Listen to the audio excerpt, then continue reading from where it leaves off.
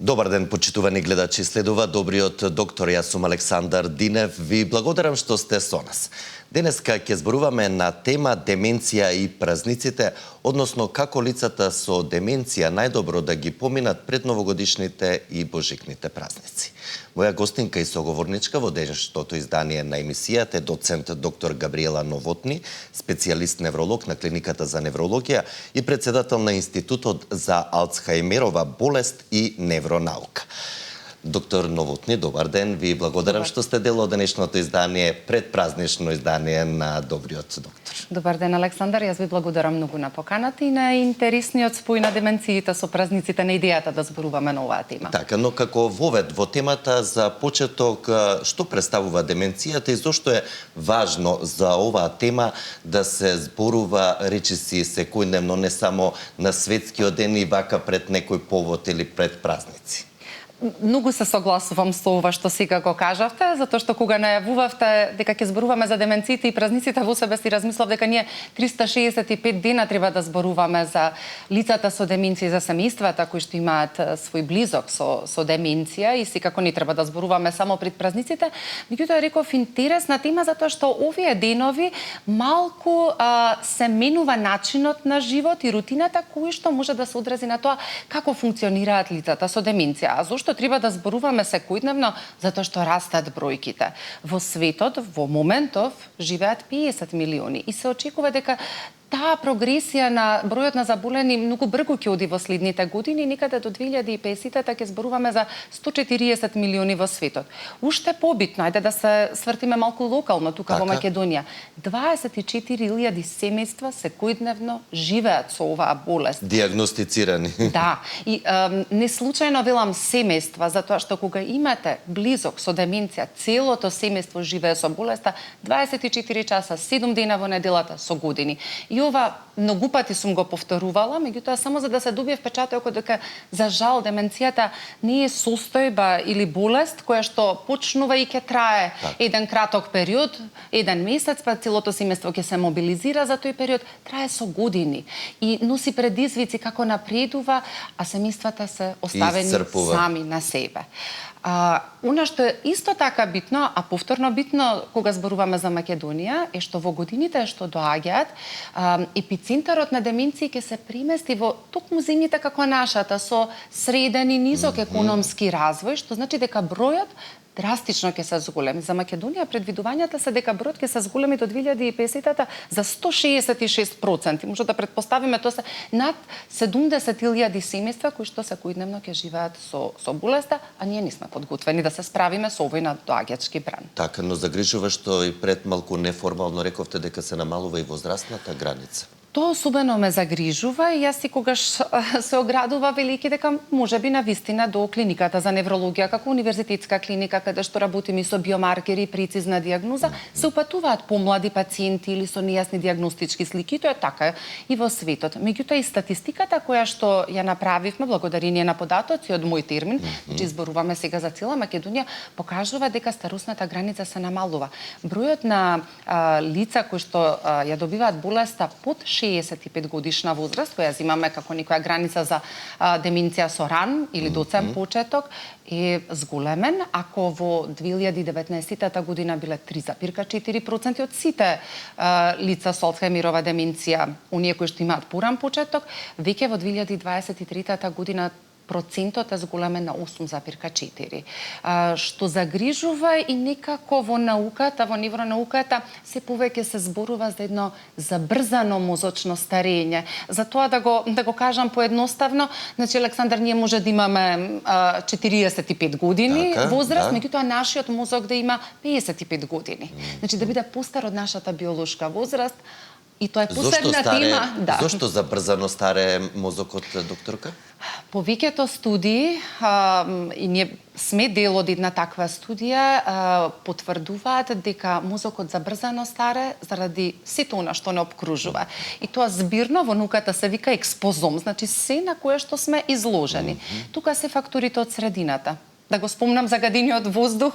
Да, веќе добро познато, да, и клинички потврдено во секоја особено, студија. да, последниот период го гледаме, веќе е навистина видлив како еден мој драг пријател кој што е новинар, ваш колега го нарече, загадениот воздух е видлив, а студиите покажаа дека алцхаймеровата патологија, значи ние плаки за кои што научниците зборуваат, се многу поголеми во количина кај лицата кои што се изложени на PM2,5 частичките од загадениот воздух. Ние најчесто тој го врзуваме со респираторните заболувања, со пулмолошките, и логично, и никако не го врзуваме со мозочното здравје. Меѓутоа, навистина, загадениот воздух веќе е влезен во официјалните ризик фактори за развој на деменција.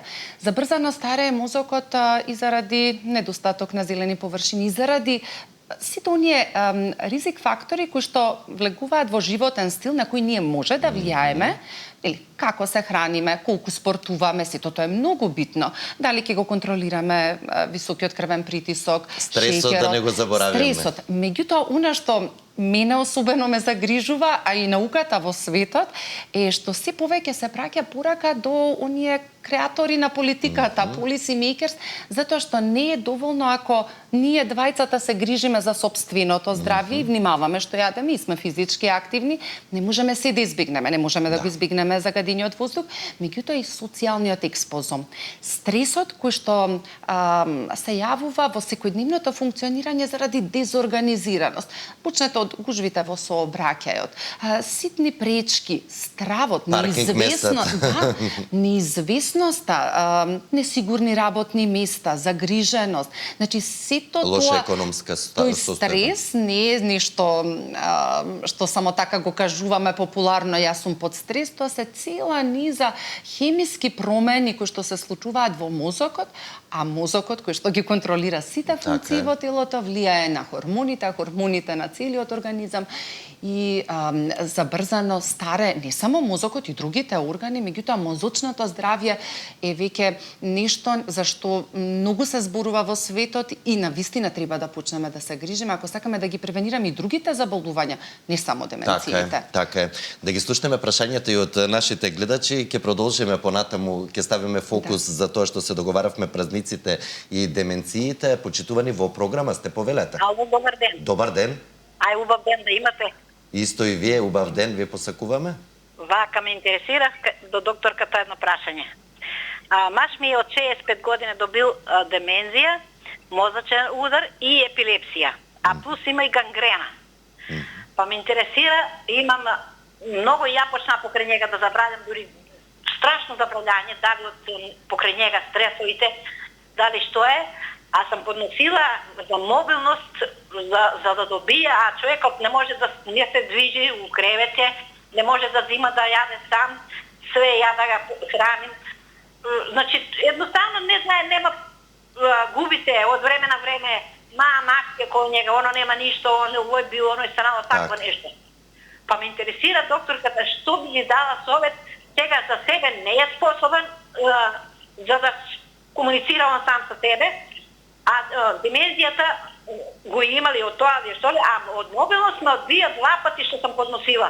Каква е наша држава ме интересира? Така.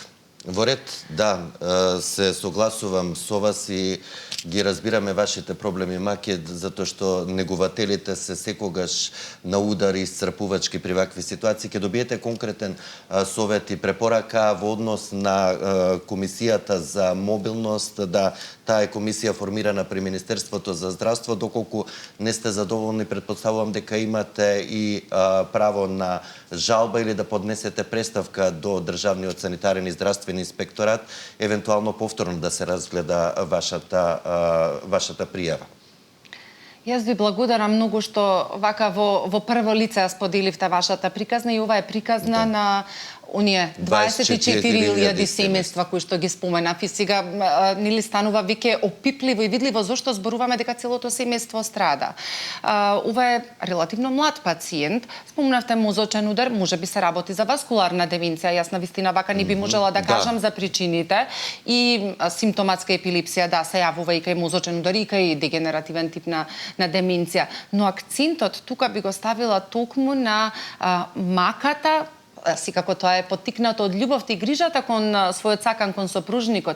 Меѓутоа не смееме да заборавиме дека семејствата најчесто се тоа сопругите или возрастни деца се оставени сами 24/7 да се грижат за своите блиски. Тоа страшно исцрпува. Оваа жена нема време да појде на редовен контролен преглед, да се грижи за незиното општо здравје, да не зборуваме за мозочното здравје, ние велиме дека треба да имате време за себе.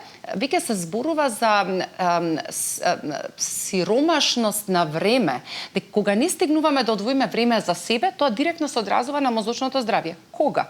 Во кој дел од денот да го најде, кога буквално е потребна... Е врзана за сопружникот. Да, не зборуваме само за емотивниот дел, значи тука и тагата, и неможноста заедно да ги прослават. Ние сега ќе зборуваме за деменција и празниците, како да прослават празници или да имаат празнична атмосфера во домот, кога сопругата е ненаспана, преморена, загрижена, а при тоа има мака да оди од шалтер на шалтер и да биде одбиена, дали од комисија за мобилност, дали од комисија за туѓа нега и помош. Јас не би навлегувала во критериумите, не сум дел од тие комисии, меѓутоа факт е дека семејствата имаат потреба од помош. Да. Не само финансиска помош, помош да има некој кој што ќе ги одмени, нека се тоа 2 часа во денот. Асистенти едноставно, Апсолутно. да, треба поголем фокус државата да стави. Ако имаме невработени луѓе во земјата, да. со едноставни курсеви едукација за да се сензибилизираат како да зборуваат, како да постапуваат со лицата со деменција,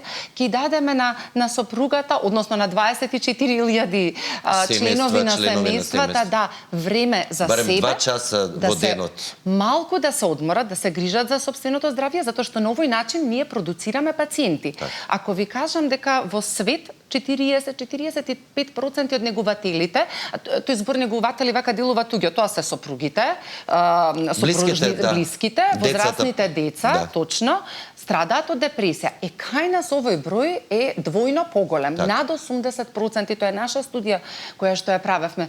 Замислете дека на тие 24.000 лица со деменција ви имате уште толку кои што страдаат од депресија. А депресијата е ризик фактор за деменција. Што правиме? Продуцираме пациенти. Така е. И крајно време ние зборуваме веќе со години дека е потребна национална стратегија за справување со деменција. Да, и пред првото гостување 21 кога ја почнав емисијата 20. Не сме помислиле да, ниту 5 години така. Да. Свесноста е зголемена благодарение токму и на вас, на некои кампањи кои што ги работевме, луѓето порано се јавуваат и ми не е ги препознаваат симптомите. Апсолутно, тоа е еден исчекор кој што успеавме заеднички да го направиме, доаѓаат во порани стадиуми на деменција, кога повеќе може да помогнеме со фармакотерапија, да поставиме прецизна дијагноза, меѓутоа останува една многу голема празнина во постдијагностичката грижа во животот со деменција. Да. Так. Да. Ќе вклучиме уште неколку гледачи почитувани во програма, сте повелете. Добар ден. Добар ден. Поздрав до сите во студиото, поздрав до прекрасна докторка. Поздрав и до вас. Јас можеби ќе заминам малку од темата, но меѓутоа имам повеќе проблеми, па сакам да или да бидам упатен или да добијам некој совет. Значи пред 5-6 години имав доживеано јак стрес. Како поминуваше времето, почнуваше да ми се кочи десна рака и десна нога. И ми се појави како мала експанзија на лево око. Собратив во јануар месец оваа година на неврологија, направено ми е ЕМГ на десна страна и евоцирани потенцијали кои беа во ред. Мала лазаризација имаше на левата страна. Како врвеше времето, јас осетив проблем сега и на левата страна. Собратив во приватна лабораторија за автоимуни заболувања излегува некои позитивни во АНА. Собратив на ревматолог, ревматологот ги исклучува ревматолошките автоимуни заболувања и вика да се обратам на невролог да бидам добро иследен. Јас сега имав закажено на 24 вчера имав закажено за неврологија, но меѓутоа се случи некоја случка таму, отказ кажан е терминот. Па сакам да прашам докторката како можем да стигнем до неја или да ме упати некако. Не можам, веќе се случуваат други работи, добивам само диагнози, добивам само предпоставки, некој дали е камен човек, дали се случува за системска склероза или полимиозит натаму, така да барам совет докторката. Ке добиете совет и препораки, да. Ви благодарам за јавувањето.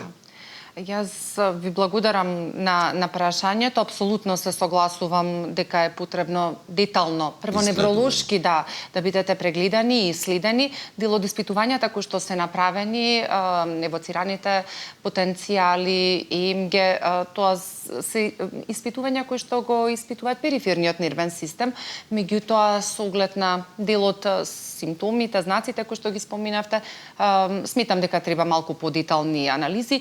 Не би се држала и само позитивни знаете како, во лабораториските анализи често пат имаме и лажно позитивни, лажно негативни, треба да се види целата слика и јас можам да ви понудам мој амбулантски ден, кога им прегледувам пациенти закажани, преку мој термин е вторник, дојдете, значи нема да ве вратам, обратете се на клиниката или да се договориме за време, затоа што тука навистина треба малку подетално да се направи исследување. Доколку не успеете преку мој термин обратете се на клиниката, да стапите во контакт со мене, ќе се договориме за преглед секако. За подетални испитувања, пред се клиничкиот преглед е многу клучен. Тоа е основно, тоа е нешто што јас си кога зборувам со младите колеги во оној едукативен дел, велам во денешно време, во 21 век, имаме многу можности со испитувања. Магнетна резонанца, пет скен.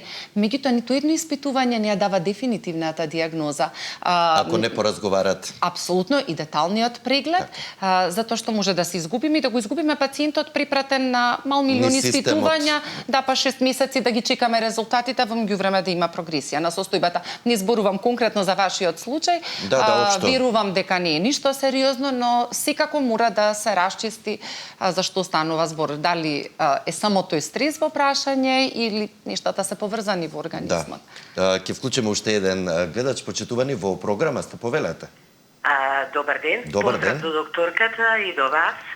Може ке бегам малку од темата, ама морам докторкава да ја прашам. Имам јак притисок на носот на коската, кој ми ја врти главата, ме болат забите, од озгора ме притиска главата. Ако ќе ми се уклучи пак и увото, нервот, тогаш не можам да ви кажам како лошо се чувствува. Одам на невролог и она ме праќа кај вас. Пијам габагана, пијам аклонил ради тоа и зантексас си пијам. Сега докторката ме праќа кај вас, ама јас не можам соматичната да најдеме термин. Дали би можела да дојдам, ве молам, кај вас?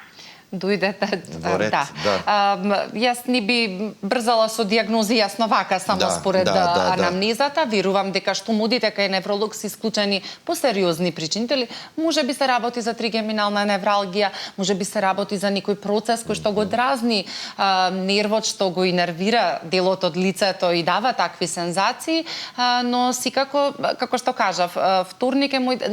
за жал термините се зафатени однапред, меѓутоа еве нека биде после периодот на празниците, да не погрешам во датите, од 12 јануари, здравие Боже, во вторник, некој вторник дојдете, ќе ве прегледам и ќе видам што можам да ви помогнам. Така, докторка, да се вратиме на темата, да.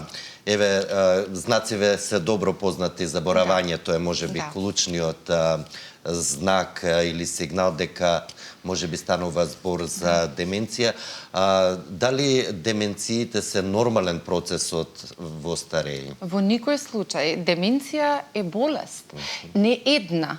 Многу причини има за деменција, ова сме го зборувале и секогаш кога зборуваме за деменција велиме дека тоа е еден синдром кој што дели заеднички карактеристики.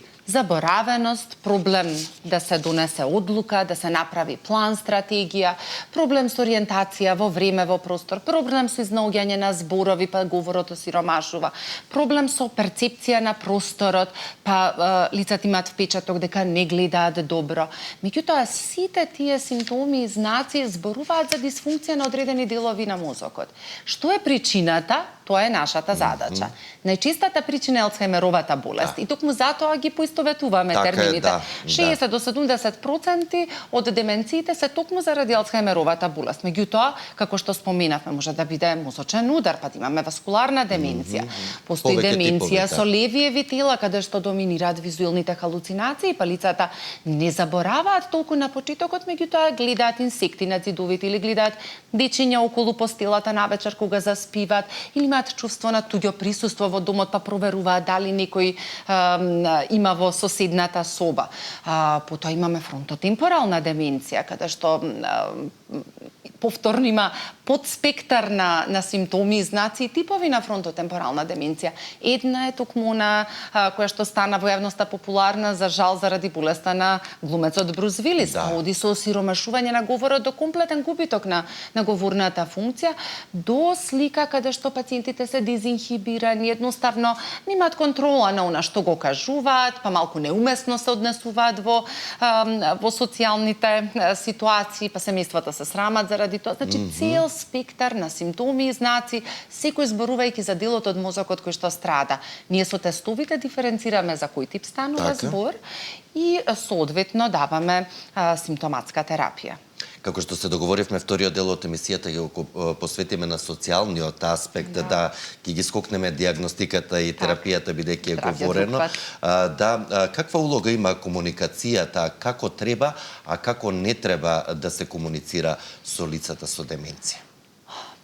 Прво е потребно многу трпение. И тоа е многу полесно да го кажеме, отколку во пракса да го спроведеме, да тргнеме од себе. Еден ден ќе имаме трпение или една недела, така е. И тоа се советите кои што ние ги даваме на семејствата, меѓутоа за жал, кога се сопругите, сопружниците, децата растргнати меѓу секојдневните обврски, при тоа имаат една непроспиена, не една серија од непроспиени ноќи, стресови на работно место, стресови со, ако се возрастни деца, со нивните тинејџери, да бараме да имаат трпение и благост во комуникацијата, делува како луксус, но тоа е неопходно. Во спротивно, ќе добиете одговор кој што само ќе затвори еден магиепсан круг на негативна комуникација и пациентот ќе стане вознемирен. Знаете, тоа веројатно сме го почувствувале оние семејства кои што немаат искуство да имаат за среќа некој со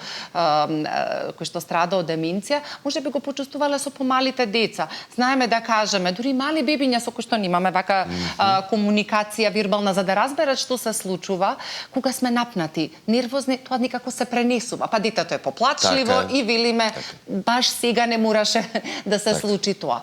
Значи, потребно е да имаме трпение. Потребно е да се користи невербална комуникација, значи еден допир на раката, смирен тивок тон, да се симнеме на нивото во однос на видното поле на пациентите, значи не да стоиме над нив и да им кажуваме како треба, што треба.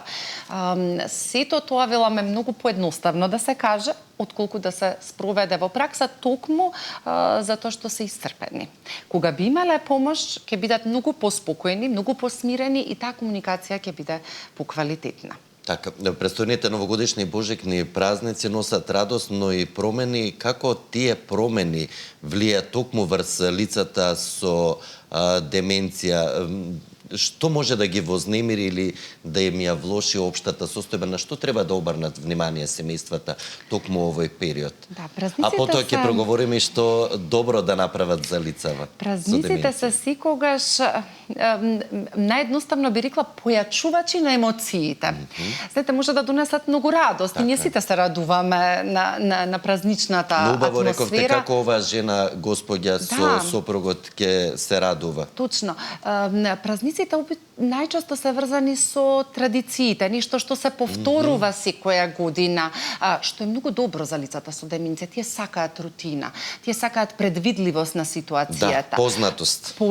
Токму така. Особено што кај лицата со Алцхаймерова деменција, оние стари сеќавања последни се губат скорешните, нели ќе заборават што се случило утрото, меѓутоа многу добро се сеќаваат како ги прославувале новогодишните празници, како подготвувале пакетчиња за коледарчињата. И сето тоа треба да се искористи во овие празнични денови, за да ги вратиме на некои убави времиња од минатото, во кои што тие се уште се релативно добро ориентирани, ќе им донесат радост и убави емоции. Значи, традициите носат сеќавања врзани со емоција. Празниците, од друга страна, може, како што реков, да појачаат емоции, никогаш да не усвестат и за никој кој што не е присутен. Значи, не смееме тоа да заборавиме. Ако етниот супружник, за жал, починал година-две претходно, празното столче на масата може да разбуди негативни емоции. Треба да сме подготвени како да се справиме и со тоа. Значи, не можеме да дадеме еден единствен рецепт како да се поминат празниците. Убаво би било да се зачува онаа рутина, значи да нема премногу промени во секојдневното функционирање, значи да се знае кога е време за ручек, кога е време за вечера, да не се прават големи преместувања на мебелот во домот. Убаво е тоа да се украси, но да биде се умерено, затоа што и преголема сензорна стимулација во смисол на многу трепкачки, светилки кои што нам може да ни се убави, може да ги вознемират пациентите. Гласна музика, не сакам да зборувам за петардито, не би требало повеќе аспекти да бидат присутни, но сето тоа може да донесе страф и вознемиреност кај пациентите. Кога се планира, убаво е да се испланирано однапред, значи не само за новогодишните празници, за славите, куќата се полни, тоа е многу убаво. Доаѓаат и луѓе од надвор, роднини, пријатели, така. Празниците се време кога малку застануваме и се посветуваме на оние кои што ги сакаме и за кои за жал не наоѓаме доволно време во секојдневната трка во животот, меѓутоа премногу гости во исто време, гласна музика, телевизорот во позадина може да го вознемири лицето со деменција и убаво е да се направи план кога да бидат посетите, да нема премногу луѓе во домот и да се остави една тивка просторија каде што лицето со деменција може да се повлече, да се врати на својата рутина за да не биде многу вознемирен. Убав е детскиот джагор, сите го сакаме, но никогаш може да биде тоа премногу. И уште нешто, да не ги заборавиме лицата со деменција, да ги вклучиме во креирање на таа празнична атмосфера. Секако ова како може да им помогнеме и да многу зависи од стадиумот на деменција. Ако лицето е ако лицето е неподвижно, јасно не може, тогаш убаво е да пуштиме некоја песна од младоста или некои фотографии, па да се потсетат нели каде славеле Нова година, дали тоа бил хотел Панорама на времето или Континентал. Значи да се врати во време кое што ќе му донесе радост и среќа, но оние кои што се подвижни, кои што можат да се вклучат во активностите. Нето ние честитки кои што ги добивавме на времето, може да им дадеме да пишуваат честитки до некои нивни драги, да се чувствува, да ги воведеме во таа празнична атмосфера, да подготват пакетчиња за коледарчињата, да ги вклучиме во месење на божикното, на бадниковото лепче. Значи, секаде, не мора тоа да биде совршено, и сега порака и до оние кои што се грижат. Да не си поставувате преголеми цели. Не мора си да биде токму онака како што сте го замислиле, меѓутоа она што секако можеме да им дадеме е љубов, трпение и близина, да бидеме тука за лицата со деменција. Но во никој случај да не се повишува тонот. Апсолутно, тоа не станува збор, но не можам да кажам дека и не може да се случи, затоа што за жал велам истрпеноста си го прави своето. Убаво би било како во некои други делови од светот да имаме телефонски линии за консултација, за помош, тоа ако се случи, да се внимава на прејадување, знаете, се што може да го наруши малку телесното функционирање, може да донесе непроспиена ноќ, желудочни болки кои што може да предизвикаат вознемиреност кај лицето со деменција и да донесе ситуации кои што не би ги посакувале за празничните денови. Празничните денови, посебно овие новогодишните и божикните, носат и доста близина, сите сакаме да се собереме, меѓутоа доаѓаат и членови од семејствата кои не се запознаени за состојбата на нивниот близок дека се соочува или живее со деменција. Какво да се постапува во такви ситуации? Ние се уште, за жал, сме средина каде што стигмата е присутна се крие, и многу за жал, од семејствата, не само кај нас, 35% од негувателите во светот, зборувам, се срамат да кажат и кријат дека имаат член од семејството. Или не сакаат да ја прифатат реалноста од друга страна. Да, за жал тие за некое време се соочуваат со реалноста и ја живеат таа реалност, меѓутоа се срамат да кажат дека нивната мајка, нивниот татко, нивниот супружник едноставно заборава. Се срамат како ќе изреагира во одредена ситуација, па може да се доведат во ситуација и да избегнуваат. Да кажат дека веќе не ја прават куќната слава, дека не сакаат гости за нова година, што од друга страна па води до една социјална изолација и не е добра. За целото семејство не е добра ниту за негувателите кои што спомена страдаат од депресија, тоа социјално изолирање не и погодува на депресијата, не погодува ниту на деменцијата. Значи убаво е да се видат, убаво е да ги подготват блиските да едноставно не реагираат несоодветно доколку лицето со деменција го погреши нивното име или каже некоја неумесна шала, едноставно тоа да се припише на болеста, а не на личноста. Да се свртат кон оние позитивни нешта, да имаат повторно тоа трпение кое што го споменувам, затоа што на тој начин ќе им улеснат и на негувателите и на лицето со деменција. Знаете, се случува и лицето со деменција да не ги препозна внуците многу често, затоа што тие растат и бргу се менуваат и може да имаат восеќавање слика дека имаат внуче кое што е бебе, а тоа веќе станало прваче. Па да не го препознаат детето, па да има ситуација непријатна, или како дедото или бабата не си го препознава внучето. Живеат во минатото. Така да имаат, знаете, кога лицата имаат доволно знаење, зборувам за семејството и за блиските, се информирани што да очекуваат и нивните реакции ќе бидат многу посоодветни, нема да бидат неочекувани, кои што може да донесе стрес за лицето со деменција и вознемиреност во домот. Накратко 2-3 минути од на самиот крај да посветиме и на негувателите, односно лицата кои се грижат токму за пациентите, односно лицата со деменција. Која е вашата порака за овие лица? Знаете, многу е тешко. Кои се жртви на некој начин во наводници, да го кажеме. Апсолутно, јас бим рекла да најдат време за себе, меѓутоа не знам како тоа да го направат. И често пати ова е нешто што и во секојдневната пракса јас им го кажувам како совет, мора да се грижите за сопственото здравје, и тоа е така, затоа што само ако се здрави и одморени ќе може да се грижат за лицето со деменција. Меѓутоа, знаете, од друга страна пак се довидувам во ситуација да тоа звучи како празна фраза, затоа што не знам како, и јас да сум во нивните чевли, не знам како тоа би го направила без да има помош институционална, без да има асистенти. Меѓутоа, обидете се. Претходно споменав, не поставувајте високи цели. Нели? Трпезата не мора да биде совршена како други години, затоа што сега едноставно немате толку време. Намалете ги очекувањата, пробајте да го зачувате мирот, затоа што така ќе имате поубава атмосфера во домот, бидете трпеливи, полни со љубов, пуштете некои стари песни, извадете слики или видеоснимки од претходни празнични денови, евоцирајте спомени, направете го тоа во помал формат, можеби од претходните години, затоа што на тој начин битно е да бидете присутни и тука за вашите сакани кои што едноставно ги загубиле сеќавањата, може да се случи и да не ве препознаат, меѓутоа оној допир на раката, благоста во гласот, сигурна сум дека ќе го препознаат и ќе почувствуваат љубов. Дали на ваков начин празниците може да бидат убави и покрај болеста? Секако.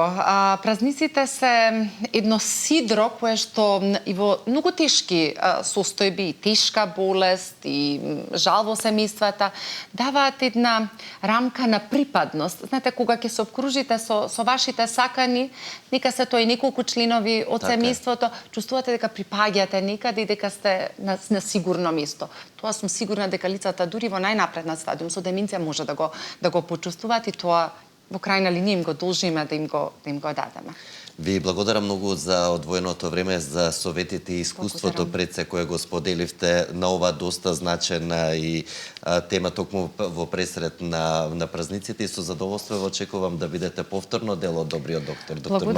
Благодарам Александар, и многу ми е драго што првпат зборуваме на оваа тема. Јас имав измешани чувства на вистина да зборуваме за празнична атмосфера, за семејства кои што можеби не се чувствуваат така расположени, соочувајќи се со болеста, меѓутоа кажав, деменцијата има развој и трае со години, било која форма. Но значени совети споделивте пред се. Имаме лица со деменција кои се во многу ран стадиум и апсолутно треба да уживаат во секој миг и да бидат вклучени и активни во овие празнични денови, а за оние во понапреднатиот стадиум да вратиме нешто што им ја носи радост и ќе ги потсети на минатото. Да, мора индивидуално да се делува, за жал, бидејќи колективно и институционално многу тешко се Тоа е главната порака. Тоа е главната да. порака. Така, ви благодарам уште еднаш, доктор Новотни. Благодарам и да посакам убави празнични денови на сите кои што ја гледаат емисијата, сите имаме некои битки во животот, да бидеме тука едни за други, да си подариме љубов. Пред се да бидеме исправени. Така. Да, тоа секој може да си го дозволи, само треба време да одвоиме за своите сакани. И убаво рековте трпение. И трпение. Почитувани вам, ви благодарам за вниманието со кое не следевте. Ве поканувам да бидете повторно со нас и утре. Во меѓувреме останете со програмата на Сител телевизија. Имајте убав ден и грижете се за вашето здравје. Пријатно!